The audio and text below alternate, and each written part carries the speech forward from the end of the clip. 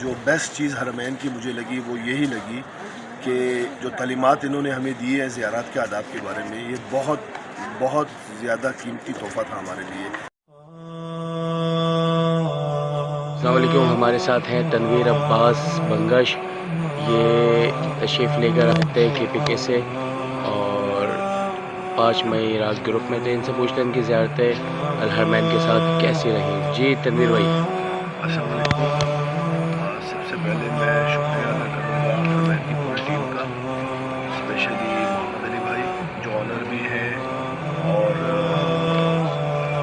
سپاہی سالار بھی انہیں کہہ سکتے ہیں ہم اس گروپ کا، کیونکہ انہوں نے جب ہم یہاں آئے 5 مئی کو تو ہم زیارات کرنے آئے تھے، لیکن ہم وہاں سے معرفت لے کے نہیں آئے تھے۔